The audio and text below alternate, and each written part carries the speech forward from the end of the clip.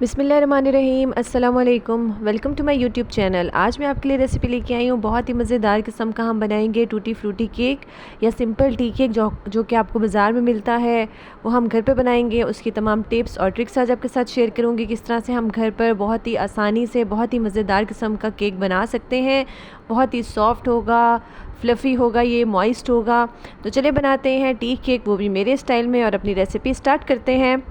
Tea cake बनाने के लिए सबसे पहले हम अपना बेकिंग मोल्ड जो है उसको ग्रीस कर लेंगे, तैयार कर लेंगे। यहाँ पे मैं अपने बेकिंग मोल्ड को ऑयल से ग्रीस कर रही हूँ, और उसके बाद मैंने इस पे लगाया है बटर पेपर, और उसको भी हम ऑयल से ब्रश कर देंगे और इसको फिर साइड पे रख देंगे।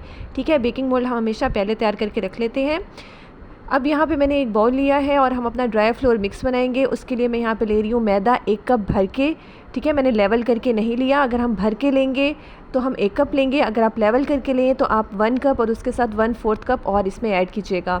ठीक है, इसको अच्छे से हम सिफ्ट कर लेंगे ताकि कोई भी गुठलियाँ हैं, लम्स हैं, वो रिमूव हो जाए।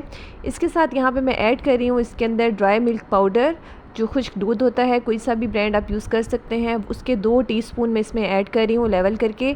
उससे बहुत अच्छा सा फ्लेवर, रिच फ्लेवर आएगा आपका। तो ये हम इसके अंदर ऐड करे हैं। इसके साथ ही यहाँ पे मैं ऐड कर रही हूँ कॉर्नफ्लोर भी जाएगा इसके अंदर 2 टीस्पून। 2 टीस्पून हम लेवल करके इसके अंदर ऐड करेंगे। ये देखिए, मैंने इसके अंदर पहले 1 टीस्पून ऐड किया है। इसके साथ ही मैं इसके अंदर 1 टीस्पून और ऐड कर दूंगी। इन सारी चीज़ों को अच्छे से हम सिफ्ट करके ऐड करेंगे, क्योंकि ये फ्लोर्स हैं तो इनके अंदर कभी कोई गुठलियाँ, कोई लम्स वगैरह रह जाते हैं, इसलिए इसको हम अच्छे से छान के सिफ्ट करके यूज़ कर रहे हैं। अब यहाँ पर मैं ऐड कर रही हूँ बेकिंग पाउडर। बेकिंग पाउडर जाएगा इसमें 1 टीस्पून। ठीक है, इसको भी हमने लेवल करके लिया है, और बेकिंग सोडा इसके अंदर मैं ऐड नहीं कर रही।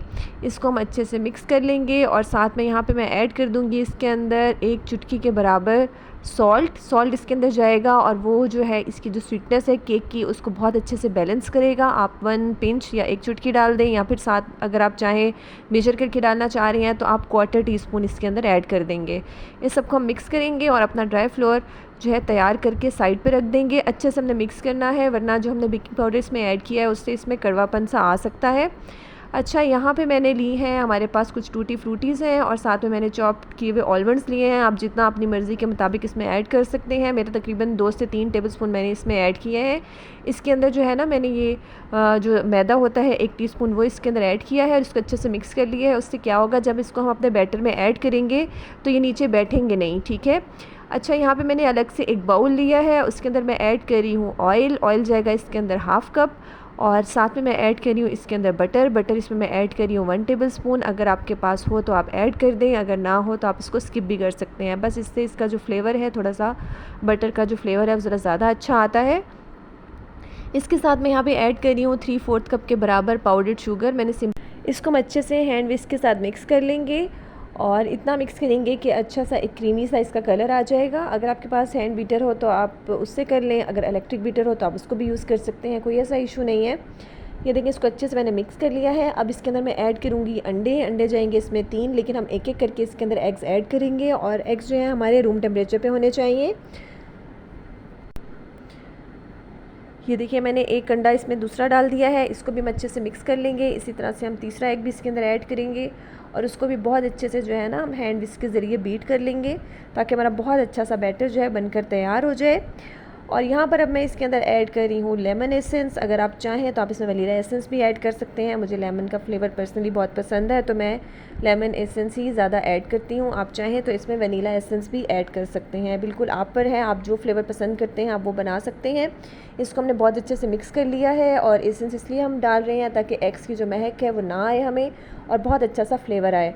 अब इसके अंदर जो हमने पहले से ही ड्राई फ्लोर मिक्स बना के रखा हुआ था वो इसके अंदर ऐड करते जा रहे हैं। एक साथ मैंने सारा ऐड नहीं किया, थोड़ा थोड़ा करके मैं इसके अंदर ऐड करूँगी, ताकि जो है ना हमारी इसकी जो बैटर है उसके अंदर गुठलियाँ या लम्स वगैरह ना बने।